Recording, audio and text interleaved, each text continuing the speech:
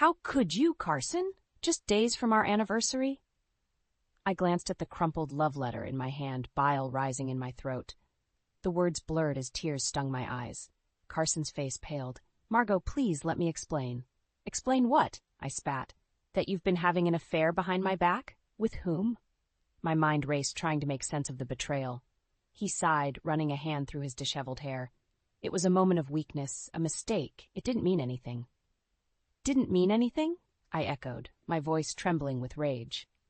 Then what is this? I waved the damning letter in his face. Carson flinched, his eyes downcast. I'm sorry, Margot, truly, but we can't tell my mother. Not now. You know how fragile her health is. His mother, Faye, the woman who had embraced me as her own daughter when Carson and I married 5 years ago. A pang of guilt twisted in my gut, but it was quickly overshadowed by the bitter taste of betrayal. So, you expect me to just pretend everything is fine? I asked, incredulous. To lie to her, to everyone, while you carry on with your affair? Carson stepped closer, his hands outstretched in a placating gesture. It's over, I swear. It was a foolish mistake that won't happen again. But if we tell her now, so close to our anniversary, it could devastate her. Please, Margot, for her sake, let's keep this between us for now. I searched his eyes, desperate for any glimmer of truth, any sign that the man I loved was still in there.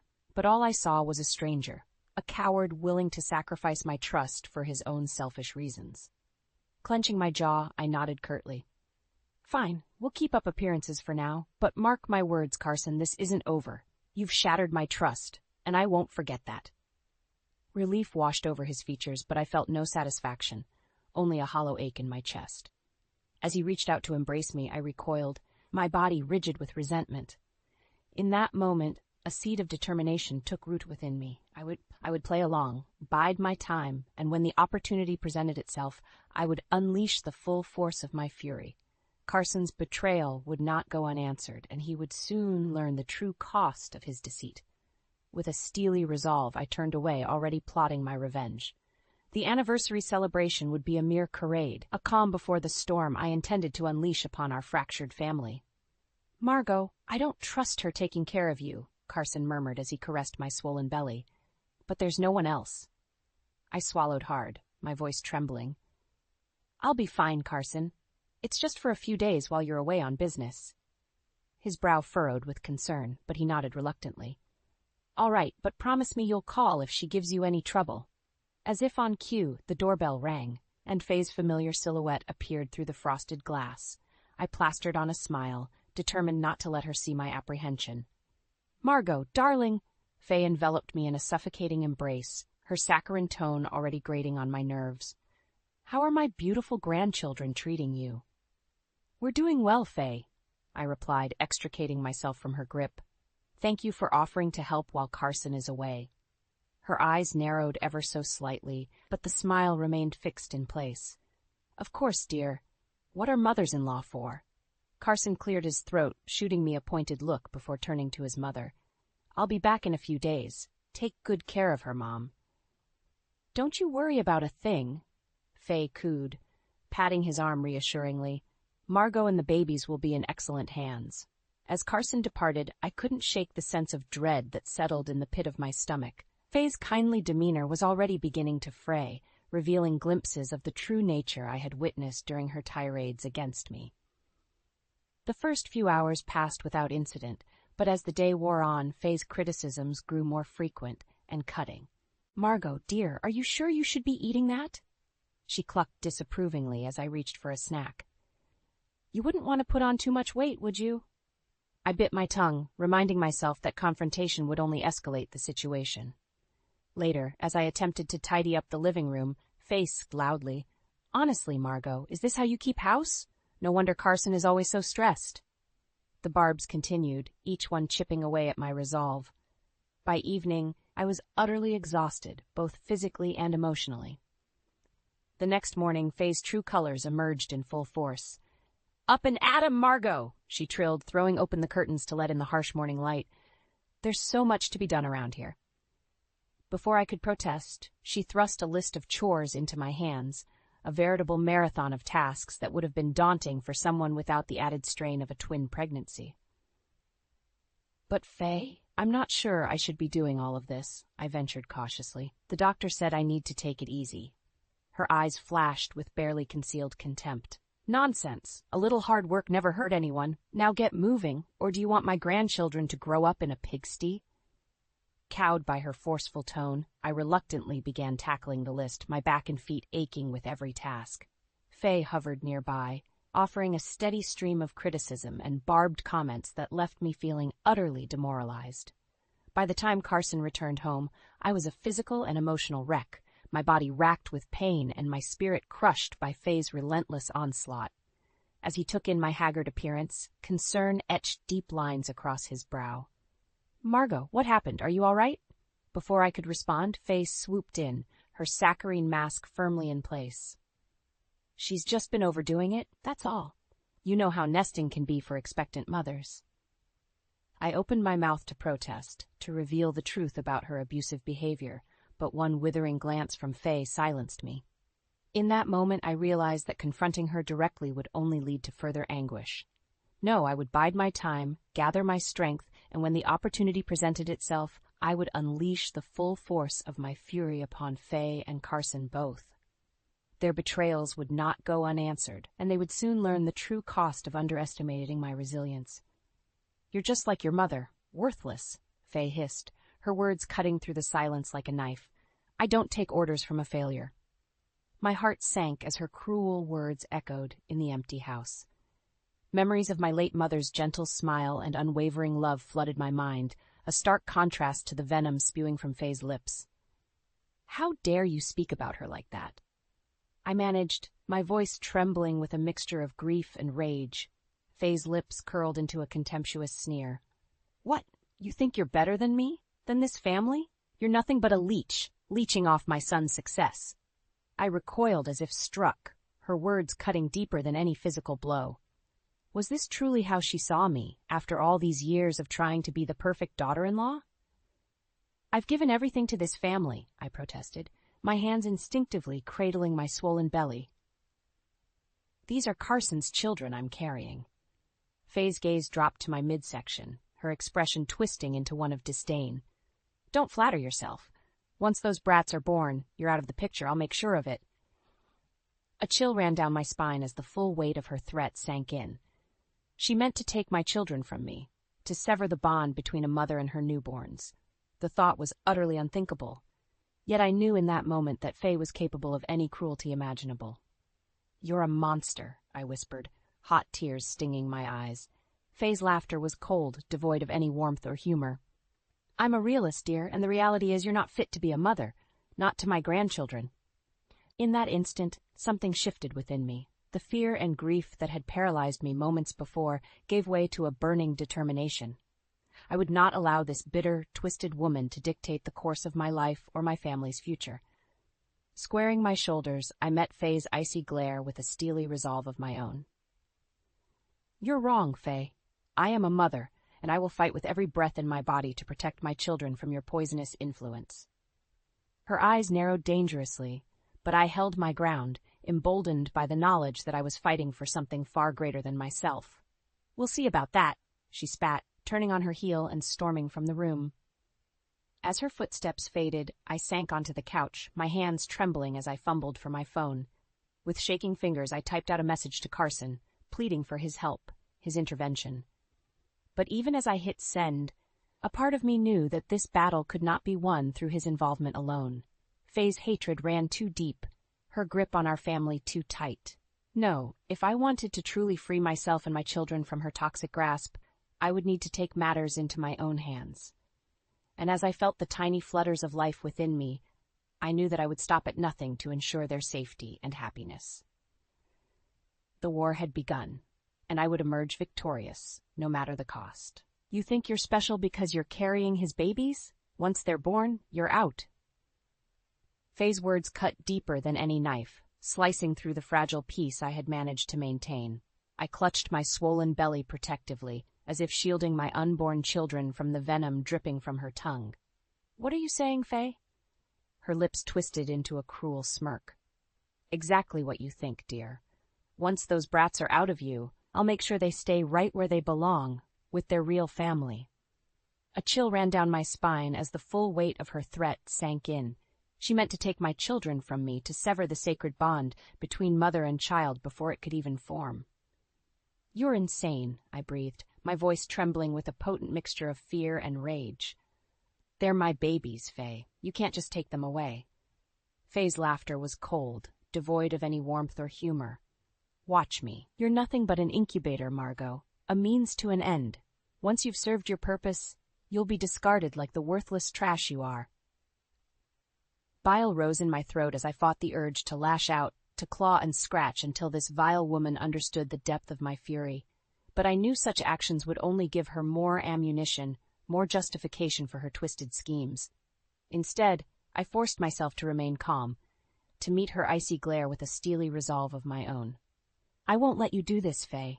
These are my children, and I will fight with every breath in my body to protect them from your poisonous influence." Her eyes narrowed dangerously, but I held my ground, emboldened by the knowledge that I was fighting for something far greater than myself. "We'll see about that," she spat, turning on her heel and storming from the room. As her footsteps faded, I sank onto the couch, my hands trembling as I fought back tears of rage and despair. How could I have been so blind, so naive to the true depths of Faye's depravity? But even as doubt crept in, a newfound determination took root within me. I would not allow this bitter, twisted woman to dictate the course of my life or my family's future. Not anymore. With shaking fingers, I reached for my phone, opening the camera app and beginning to document the evidence of Faye's abuse. The cutting remarks, the emotional manipulation, the thinly veiled threats. Every cruel word, every caustic glance captured and preserved for the day when I would finally strike back. As the days passed, the collection grew, a damning testament to the true nature of the woman I had once foolishly called family. And with each new entry, my resolve hardened, my desire for retribution burning brighter than ever before. I would not be cowed, not be silenced or pushed aside like some inconvenient obstacle. I was a mother, a force of nature, and I would stop at nothing to ensure the safety and happiness of my children. The war had begun, and I would emerge victorious no matter the cost. "Faye, step back. I've heard everything." Carson's voice roared as he burst through the door, his eyes blazing with fury. "You have no right to threaten my wife." Faye's menacing glare faltered as Carson wrapped a protective arm around my shoulders, pulling me close to his chest. I clutched the damning evidence against Faye, bracing myself for the inevitable confrontation. "I should have known better than to trust a manipulative snake like you," Carson spat, his words dripping with venom as he glared at his mother. Faye's jaw clenched, her eyes narrowing into slits of rage.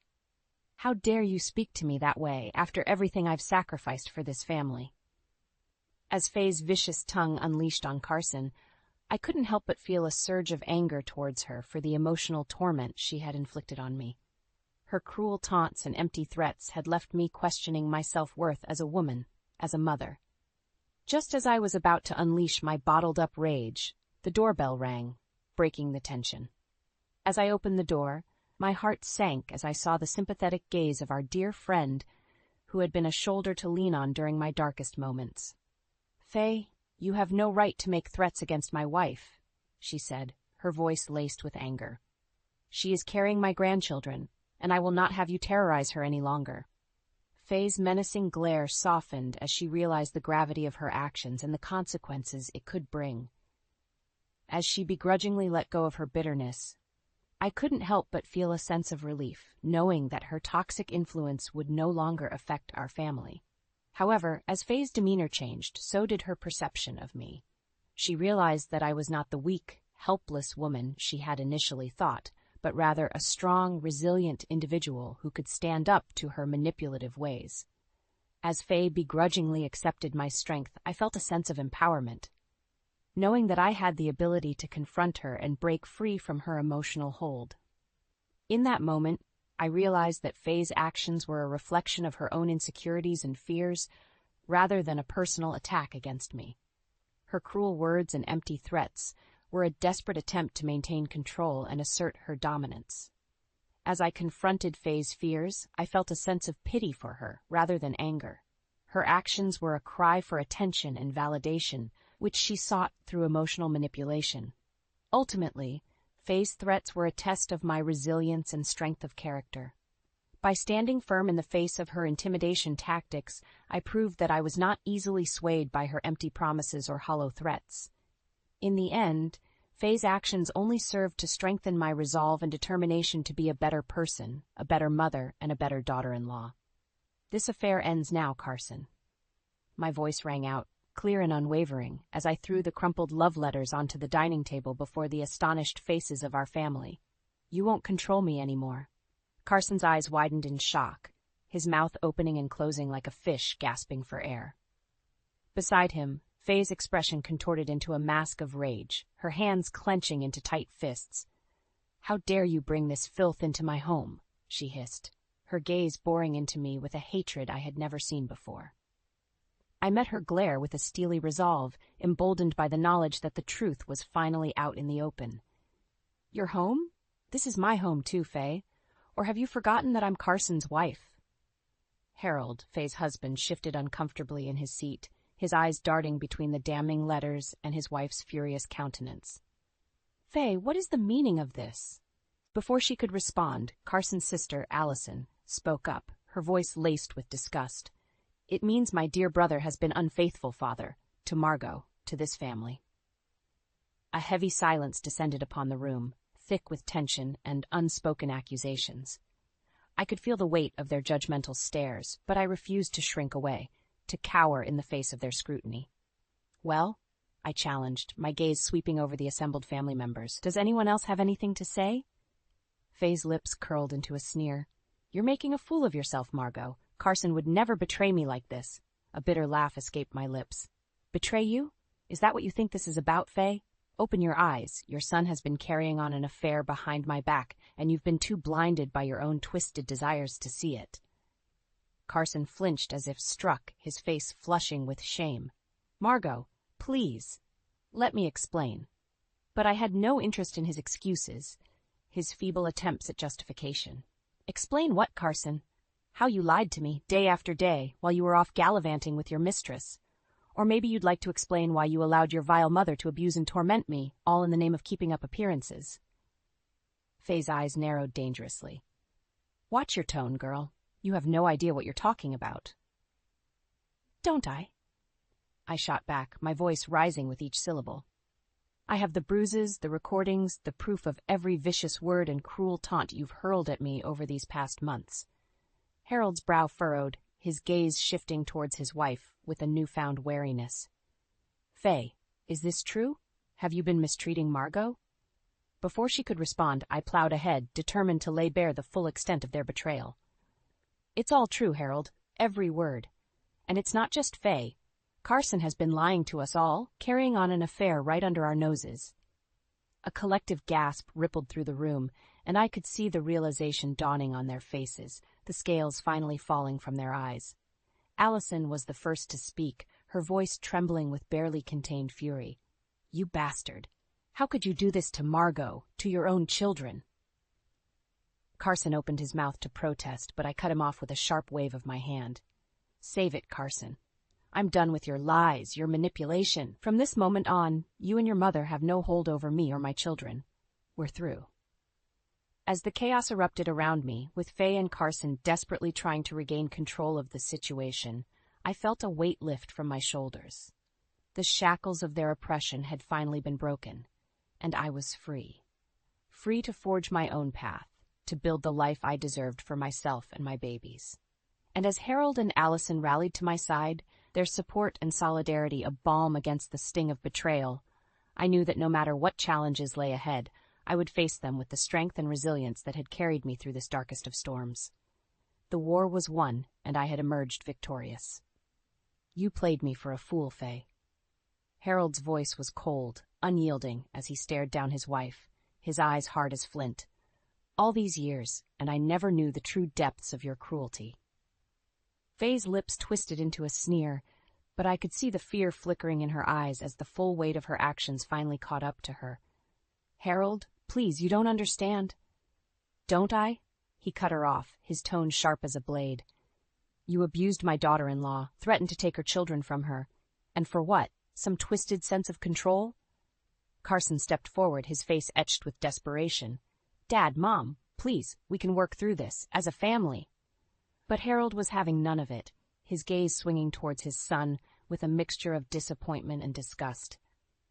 "And you, Carson, how could you let this happen? How could you stand by while your own wife was tormented, all for the sake of keeping up appearances?" Carson flinched as if struck, his shoulders slumping in defeat. I almost felt a pang of pity for him, caught in the crossfire of his own making. Almost. "I never meant for things to go this far," he mumbled, his voice barely audible. "I was just trying to protect Mom, to keep the family together." A bitter laugh escaped my lips before I could stop it. "Protect her? From what, Carson? The consequences of her own actions?" Allison stepped forward, her eyes blazing with righteous fury as she glared at her brother and mother. "You're both pathetic. Margot has shown more strength and resilience in these past few months than either of you could ever hope to muster." A swell of gratitude washed over me at her words, her unwavering support a balm against the sting of betrayal. At least someone in this twisted family had their priorities straight. Faye's gaze swung towards me, her expression a mixture of hatred and begrudging respect. "So what now, Margot? You've had your little tantrum, exposed us all for the world to see. Are you satisfied?" I met her glare head-on, my spine straight and unyielding. "Satisfied? Hardly. I want you out of this house, Faye, out of our lives, until you can learn to treat me with the respect I deserve as Carson's wife and the mother of your grandchildren." A stunned silence fell over the room, broken only by the sound of Harold's slow, deliberate clapping. "Well said, Margot," he murmured, his gaze never leaving his wife's face. "You heard her, Faye. Pack your things and leave. I won't have you poisoning this family any longer with your bitterness and manipulation." Faye's mouth opened and closed like a fish gasping for air, her carefully cultivated facade of control crumbling before our very eyes. "Harold, you can't be serious." But the look in his eyes brooked no argument, no room for negotiation. For once, the iron-willed matriarch had met her match, and she had no choice but to bend to the collective will of those she had sought to dominate for so long. As she stormed from the room, her parting glare promising retribution, I couldn't help but feel a sense of victory, of hard-won triumph. The battle had been fought, the war won, and though the scars of betrayal still stung, I knew that I had emerged stronger, more resilient than ever before. Carson's pleading gaze found mine, his eyes brimming with unshed tears. "Margot, please, give me a chance to make things right. I'll do whatever it takes to earn back your trust, your love." I studied him for a long moment, weighing the sincerity of his words against the weight of his transgressions. In the end, only time would tell if our bond could truly be mended, if the wounds of his infidelity would ever fully heal. But as I felt the gentle flutters of life within me, a reminder of the precious souls I carried, I knew that I owed it to them, and to myself, to at least try. "We'll see, Carson," I murmured, my voice laced with a cautious hope. "We'll see. We've been through hell, but this new chapter is ours." Carson's voice was soft, remorseful, as he cradled one of our newborn twins, his eyes shining with unshed tears. "I promise I'll spend every day making it up to you and our children." I studied his weary features, the lines of exhaustion etched deep into his face after the tumultuous events of the past few months. A part of me still seethed with anger, the memory of his betrayal a festering wound that refused to heal. And yet, as I gazed down at the tiny miracles swaddled in my arms, I knew that harboring that rage would only breed more toxicity, more pain. "I don't know if I can ever fully trust you again, Carson," I murmured, my voice thick with emotion. "What you did, what your mother did, it nearly broke me." He flinched, but nodded, his expression one of resigned acceptance. "I know, and I'll carry that guilt for the rest of my life. But please, Margot, let me prove myself to you, to our family. Give me a chance to be the husband, the father, that you all deserve."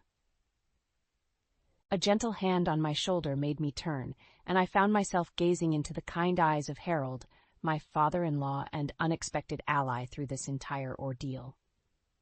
"He's not the only one who needs to atone," Harold said, his voice laced with regret. "I should have seen what Faye was doing, put a stop to her cruelty before it went too far. For that, I am truly sorry, Margot." I felt a lump form in my throat at his words, touched by his humility and willingness to shoulder the blame. Thank you, Harold. That means more than you know. Allison stepped forward, her expression one of fierce determination. We're a family, Margot, and families stick together no matter what. Carson and Faye made mistakes, but we'll get through this together. A warm sense of gratitude washed over me as I looked around at the faces of those who had rallied to my side, who had chosen to stand against the toxic influences that had nearly torn us all apart. Though the road ahead was uncertain, I knew that with their support, their unwavering loyalty, we could overcome any obstacle. All right, I said, my voice strengthening with each syllable. We'll take it one day at a time, rebuild what was broken. But know this, Carson. One more misstep, one more lie, and you're out. I won't let our children grow up in an environment of mistrust and manipulation, not again. Carson nodded solemnly, his eyes shining with a mixture of relief and renewed determination. You have my word, Margot. From now on, it's just us, a family, united and strong. As I gazed down at the precious bundles in my arms, their tiny faces scrunched in peaceful slumber, I felt a surge of fierce love and protectiveness. These children, my children, would know only love, only safety and security. The shadows of the past would not be allowed to dim their futures, not while I still drew breath. Faye's specter lingered in the periphery, a constant reminder of the darkness we had overcome. But in that moment, surrounded by the warmth and solidarity of those who truly mattered, I knew that her hold over us was broken, forever shattered by the resilience of our bond. A new chapter was beginning, one forged in the fires of hardship and betrayal, but tempered by the strength of our love and the unbreakable ties that bound us together as a family. And though the road ahead was uncertain, one thing was clear.